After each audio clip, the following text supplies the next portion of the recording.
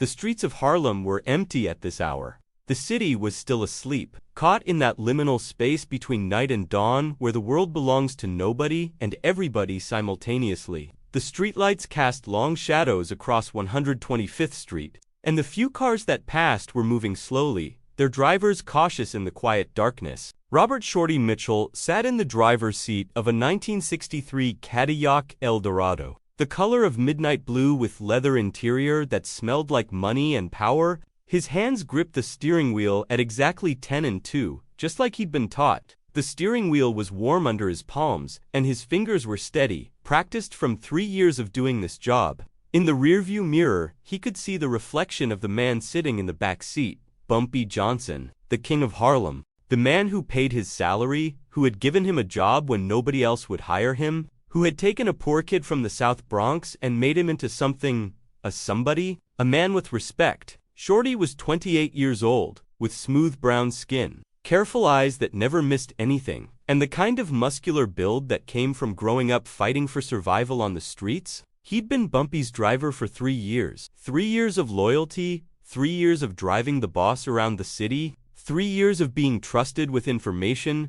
with locations, with the kind of details that could get a man killed if he shared them with the wrong people. Shorty had never shared anything, not once. He was known in the streets as solid, as reliable, as a man who understood that loyalty was everything. That was about to change. Bumpy was sitting in the back seat with a bag of cash in his lap. $200,000. Cash from the week's operations, numbers running, protection money, gambling take, the steady stream of income that kept Harlem's criminal enterprise flowing.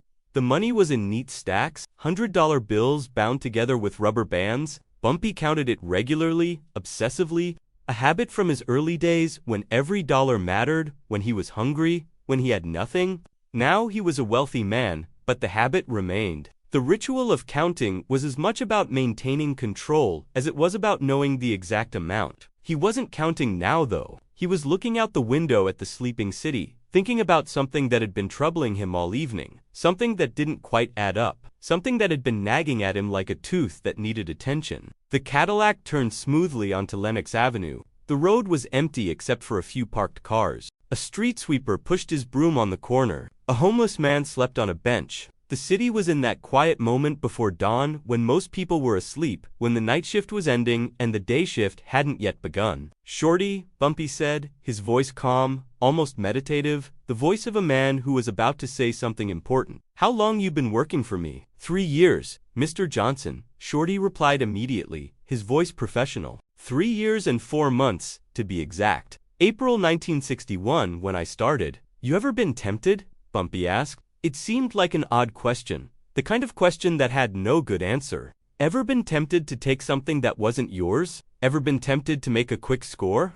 Ever been tempted to do something that would put money in your pocket real fast? Shorty's hands tightened slightly on the steering wheel. The leather creaked under the pressure. His mouth went dry. There was something in Bumpy's tone that suggested he already knew the answer. "No, sir. I got a good job. Good pay. You treat me right. Why would I risk that?" Shorty said. But even as the words left his mouth, he knew they were lies. He had been tempted. He had absolutely been tempted. "That's what I thought," Bumpy said. "That's what I always thought about you, Shorty. That you understood value. That you understood the difference between quick money and real money. Between a short score and a long career. Between the kind of money that gets you killed and the kind of money that keeps you alive." He turned in his seat and looked directly at his driver. In the dim light of the street lamps passing through the windows, Bumpy's face was difficult to read. His features were calm, but his eyes were sharp, focused, the eyes of a man who had seen too much to ever be truly surprised by human nature. "You know what I'm talking about, don't you?" he asked. "You know exactly what I mean." Shorty's stomach did a flip. His mouth went dry, very dry. The word "no" formed on his lips, but he couldn't push it out, because Bumpy was right. Bumpy already knew. "Mr. Johnson, I don't know what you, the feds," Bumpy interrupted quietly, his voice dropping to almost a whisper. "They came to see you, didn't they? Last week, Thursday morning, around 9 a.m., you were at your apartment on 118th Street, second floor. The one with the broken fire escape that you've been saying you'd get fixed. They came to your door with badges and a proposition. 2 men, one older, one younger. The older one did most of the talking. Shorty couldn't speak. His mind was racing, trying to figure out how Bumpy could possibly know. He had been so careful, so careful. He had not told a single soul. Not his girlfriend Angela, who he'd been dating for 2 years and thought he might marry. Not his mother, who had raised him alone and who he sent money to every week. Not his best friend, the one guy he'd grown up with in the Bronx. Nobody. The FBI agents had come to his apartment door, and they had been discreet about it. They had not made a scene. They had talked to him quietly, inside his apartment, away from the street, away from neighbors, away from anyone who might see. They offered you money, didn't they? Bumpy continued, his voice carrying the weight of certainty. Money to tell them where we keep certain locations? Money to give them the routing of our operations? Money to identify key players in the organization? Money to be their eyes and ears inside my organization? They offered you enough money to change your life. They made it sound reasonable. They probably said something about how you could be a hero, about how you could help them take down a criminal organization, about how you'd be protected and taken care of. How much did they offer you, Shorty? How much was my organization worth? The silence stretched out for several seconds. Shorty drove the car mechanically, his mind scrambling for a way out of this, for a way to deny what was being said, for a way to explain. But there was no way. Bumpy knew everything. $10,000, Shorty finally said, his voice barely above a whisper. The words fell into the car like stones thrown into still water. They said I could get $10,000 for information about your operation. $10,000? Bumpy repeated, turning the number over in his mouth like he was tasting it. That's more money than you make in a year, isn't it? Nearly 2 years' salary for you? That's good money in this city. That's the kind of money that could change a person's life. Buy a house, pay off debts, set up a future, get your mother out of that apartment she's been living in for 20 years. Get her somewhere nice where she could spend her final years in comfort. He paused, letting that sink in. I know about your situation, Shorty. I know you're sending money to your mother. I know she's got diabetes and her medical bills are piling up. I know you've been worried about that. I know you mentioned to one of the other guys that you wished you could do more for her. That's natural. That's the kind of thing a good son thinks about. But that's also the kind of thing that makes you vulnerable. That's the kind of thing that law enforcement looks for. They find out you got family problems, money problems, and suddenly they think they can turn you. They think your love for your mother is stronger than your loyalty to me. Shorty couldn't see Bumpy's face clearly anymore, but he could feel the intensity of his gaze in the rearview mirror, but could feel the weight of betrayal hanging in the air between them like humidity before a storm. What did you tell them? Bumpy asked, his voice dropping even lower, becoming dangerous in a way that was worse than anger. Did you say yes? Did you take the money? Did you make a deal? I told them I'd think about it, Shorty said, his voice shaking slightly now. I haven't made a decision yet. I haven't betrayed you. I haven't given them anything. They said they'd contact me again, but I haven't talked to them since. I was trying to figure out what to do. But you were going to? Bumpy said. It wasn't a question. It was a statement of fact, delivered with the certainty of a man who had spent his entire life reading human nature. You were sitting at home thinking about it. Lying in your bed at night, thinking about $10,000, thinking about what you could do with that money, thinking about your mother and her medical bills, thinking about the apartment you could rent, thinking about the car you could buy, thinking about how you could make a decision that would destroy everything I've built, everything I trust you with, everything I've taught you, and walk away with enough cash to disappear. Mr. Johnson, I take the next exit, Bumpy interrupted, his voice cold now, all warmth gone. Get off on 125th Street and drive toward the warehouse district, the one by the river. The one on the east side where we used to store product before we moved operations. Shorty's hands trembled on the steering wheel. He knew what happened to traders in Bumpy's organization.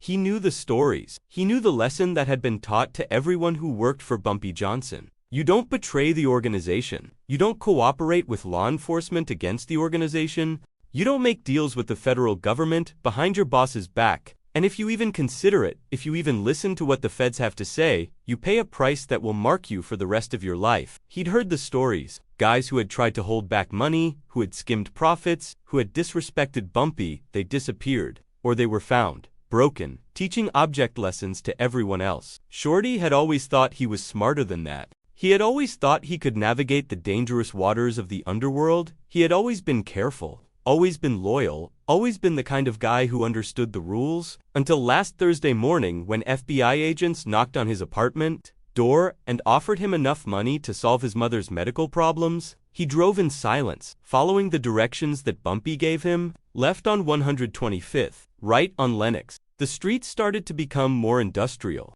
The residential buildings gave way to warehouses and factories. The city looked different down here. It looked like the bones of something, like the infrastructure that held everything else up but never got any credit for doing so. By the time they reached the warehouse, the first hints of sunrise were touching the horizon. The sky was transforming from black to deep blue to the pale gray of early morning. It was about 4:30 a.m. now, that hour when the city was most vulnerable. When the night shift was exhausted and the day shift hadn't yet begun, the warehouse was old, made of brick that had been red once, but was now a faded rust color, the color of oxidized iron, the color of something slowly dying. It sat empty, abandoned years ago when the shipping operations had moved downriver. Bumpy owned it, though nobody would ever be able to trace that ownership back to him. He owned a lot of properties in Harlem, properties that served various purposes. Legitimate businesses that generated legitimate income, hiding the illegitimate operations underneath. This particular warehouse served a specific purpose. It was where difficult conversations happened. It was where problems were solved.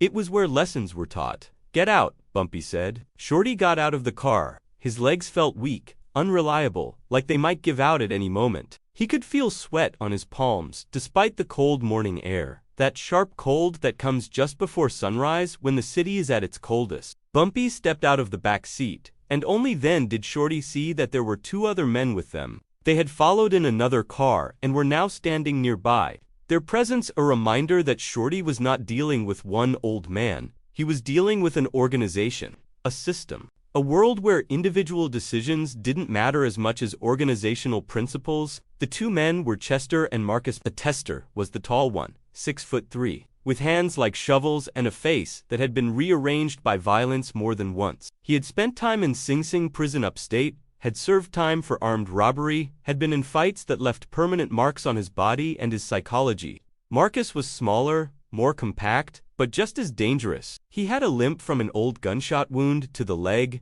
a souvenir from a gang fight in the Bronx years ago. Both men worked for Bumpy as enforcers, and they had done this before. They had broken men for Bumpy. They had beaten people as lessons. They had taught classes in the language of pain and broken bones. Bumpy walked around the Cadillac slowly, his footsteps echoing against the pavement.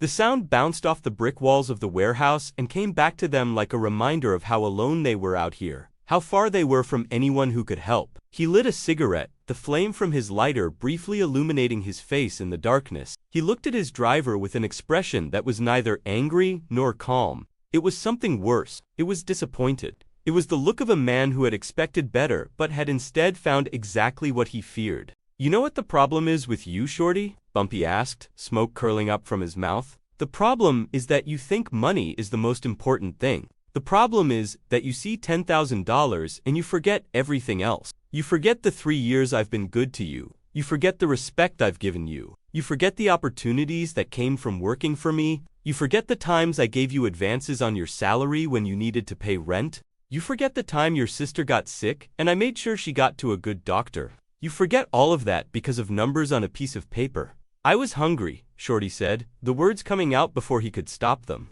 His voice was desperate now, pleading.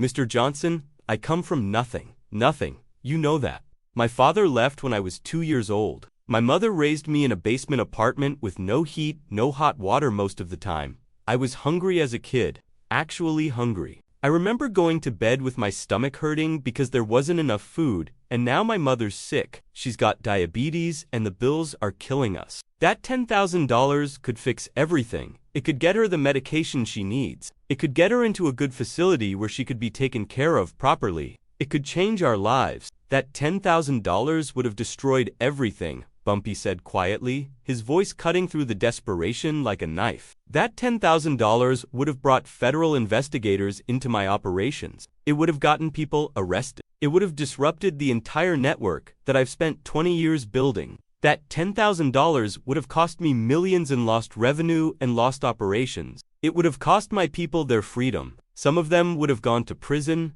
Some of them would have lost their families. Some of them would have had their lives destroyed. And you were willing to do that. You were willing to sacrifice all of that for your own problems. He took a long drag on his cigarette and exhaled slowly, watching the smoke dissipate into the early morning air. But here's what you don't understand, Shorty. Here's what makes your betrayal even worse than you realize. I would have helped your mother. If you had come to me and said, "Boss, my mother's got medical bills I can't pay," I would have given you the money. Not 10,000. More than that if you needed it. Because I take care of the people who work for me. That's the rule. You work for Bumpy Johnson. You're part of the family. And family takes care of family. But instead of coming to me, instead of asking for help, you decided to go behind my back. You decided to take money from the federal government. You decided to betray the organization because you didn't trust that I would help you. Bumpy threw his cigarette on the ground and stepped on it. The ember died under his shoe. Here's the thing about betrayal, Shorty, he continued. It's not about the act. It's not even about the money. It's about the principle. It's about what you're saying when you betray someone. You're saying their trust means nothing. You're saying their loyalty means nothing. You're saying that your own needs matter more than your word. You're saying that when the pressure gets too high, you'll crack, you'll fold, you'll turn on the organization to save yourself. That's a dangerous message to send in this world. That's the kind of message that gets a man killed. Because if everyone operates that way, if everyone is willing to sell out when the pressure gets high enough, then nothing holds together. No organization, no business, no partnership can survive if loyalty is negotiable. And loyalty has to be non-negotiable. It has to be absolute. It has to be the one thing that nobody questions. One of the men, Chester, stepped forward. His footsteps were heavy, deliberate, echoing through the warehouse. He was carrying a baseball bat, wooden, with a couple of nails driven through the end to make it more destructive. He had used this bat before. He had beaten men with it. He had broken bones with it. The bat was as much a symbol of his role as it was a tool. Shorty took a step backward. His back was against the Cadillac. He had nowhere to go. "Mr. Johnson, please," he said, his voice cracking. "I'm sorry. I made a mistake. I was stupid. I was weak, but I didn't do it.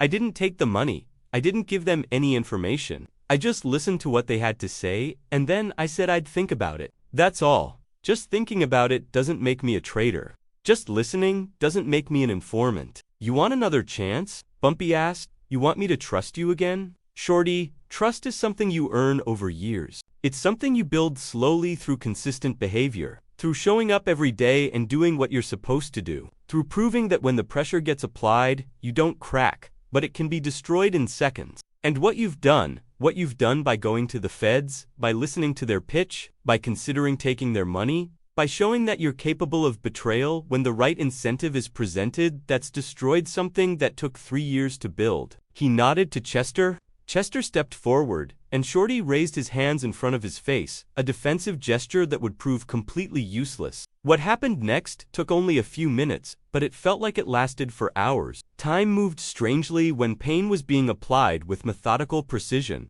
Shorty was beaten with the baseball bat, not beaten to death. Bumpy wasn't interested in killing him. Death was too clean. Death was too easy. Death meant the problem was over. What Bumpy was interested in was teaching him a lesson. A lesson that would be remembered. A lesson that would be repeated in the streets. A lesson that every person who worked for Bumpy Johnson would hear about within days. Chester broke both of Shorty's legs. The left leg first, a sickening crack that echoed through the empty warehouse, the sound of bone breaking, of a limb being rendered useless. Shorty screamed, a sound of pure pain that bounced off the brick walls. Then, the right leg.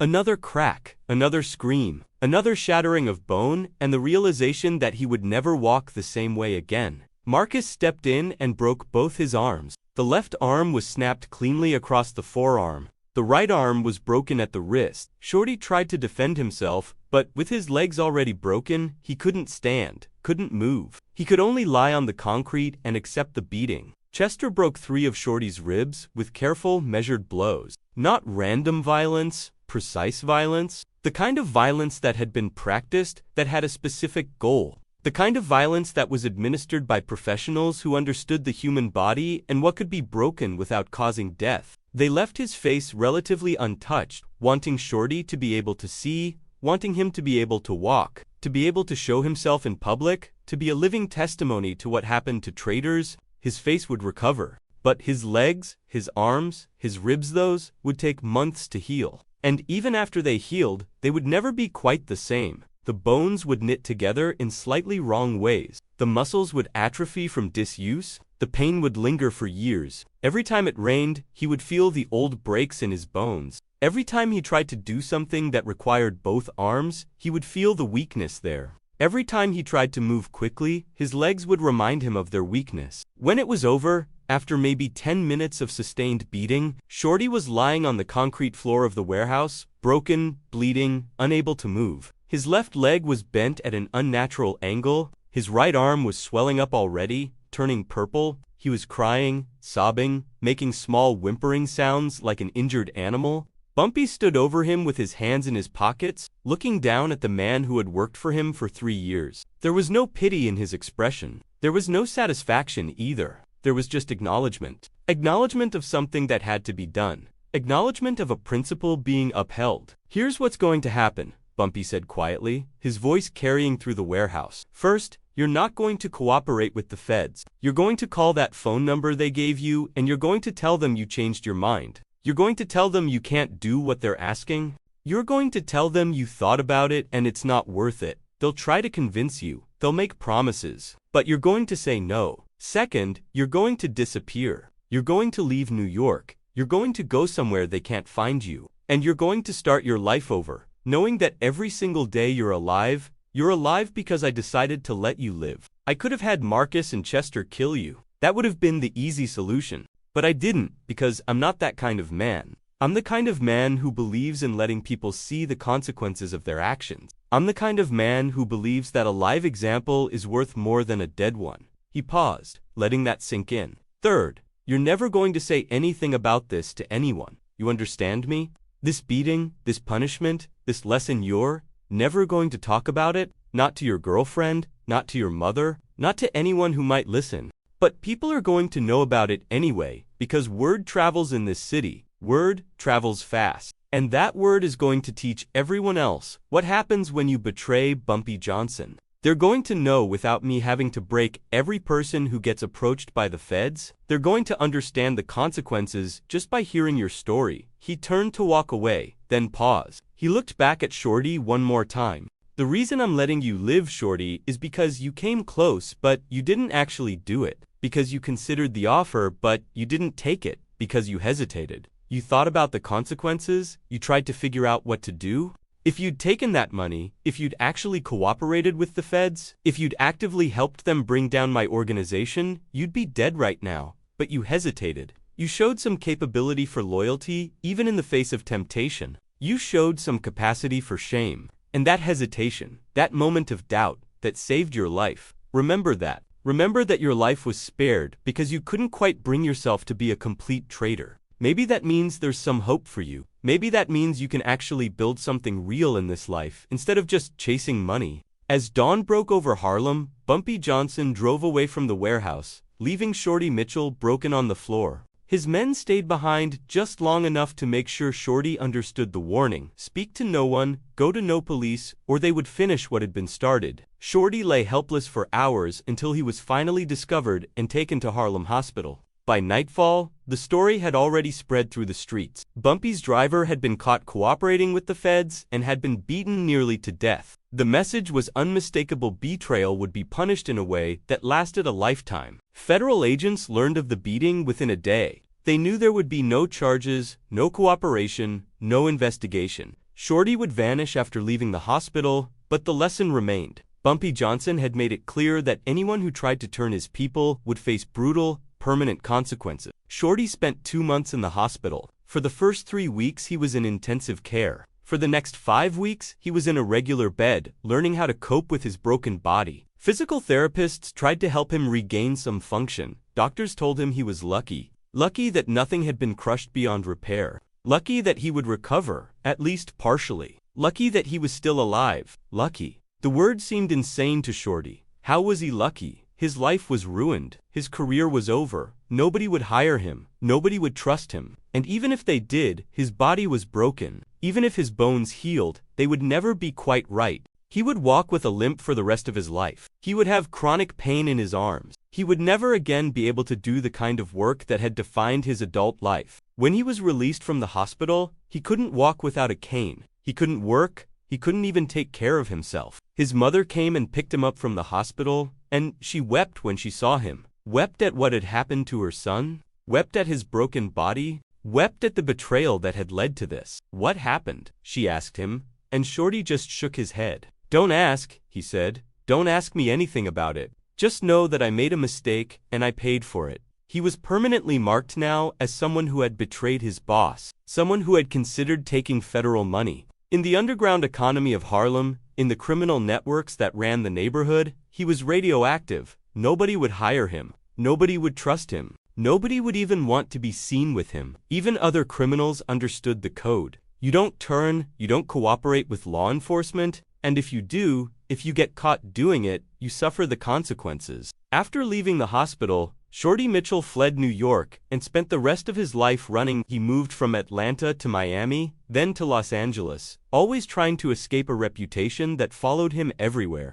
Even far from Harlem, people knew the story of the driver who betrayed Bumpy Johnson and was broken for it. Shorty survived, but his injuries never healed. His body carried the memory of the warehouse for the rest of his life. Eventually, he settled in a small town in California and tried to live quietly. He worked odd jobs, married, and had a daughter, hiding his past from the people around him. But every movement reminded him of what had been done to him. The mercy that spared his life was never mercy at all. It was a lesson designed to last. Yet the true impact of Shorty Mitchell's beating was not on Shorty himself, but on the streets of New York. His story became a warning told to every new recruit in organized crime. It taught that loyalty was not optional, that betrayal would not end in prison but in permanent physical ruin. That lesson hardened into a rule. Criminal organizations adopted it as street law. Informants were beaten or disappeared. Suspected traitors were broken rather than killed, because broken men were more useful as warnings.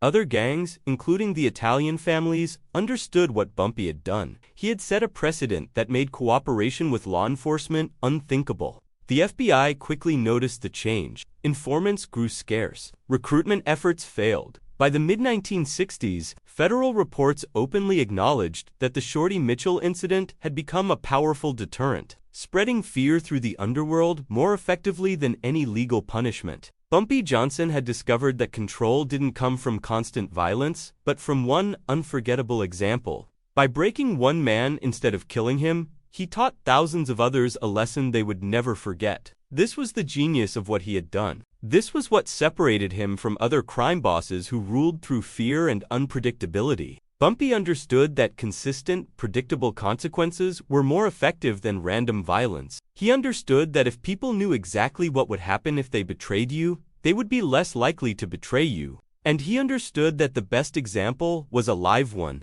Someone who could walk around, someone who bore the marks of their punishment, someone who could serve as a constant reminder to everyone else of what happened to traitors. Over the next 5 years, from 1964 to 1969, Bumpy Johnson built a reputation not just as a powerful drug boss, but as a man who understood the psychology of power. He understood that true power was not about how many men you had or how much money you made. It was about understanding human nature so completely that you could predict what people would do before they did it. It was about creating consequences that shaped behavior without requiring constant enforcement. Years later, when Bumpy was gone and the Shorty Mitchell principle was still being taught to kids on the streets, when federal prosecutors were still struggling to turn informants because of the fear that had been instilled, when organized crime was still using the example of what happened to a driver in 1964 to discourage their own people from cooperating with law enforcement, that's when the true genius of what Bumpy Johnson did became clear.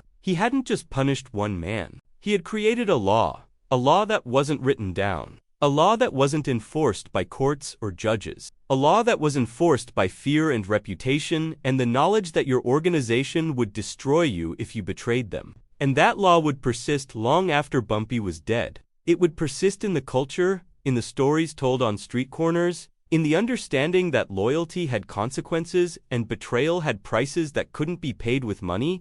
After the Shorty Mitchell incident, The relationship between law enforcement and organized crime changed permanently. Informants vanished. People who once considered cooperating with the FBI backed away, not out of fear of prison, but out of fear of what their own organizations would do to them. Cooperation was no longer seen as a legal risk, it was seen as a physical death sentence. Shorty Mitchell's beating became more than an act of punishment. It became a legend, a warning, and eventually a rule. Criminal organizations understood that betrayal would not end quietly or quickly. Informants wouldn't just be punished, they would be broken and displayed as living examples. The message spread through gangs, families, schools, and street culture, embedding itself so deeply that it outlived both Shorty Mitchell and Bumpy Johnson himself. When Shorty died decades later, his legacy was not only his suffering, but the fear his story inspired. Loyalty became absolute. Informants were no longer viewed as opportunists,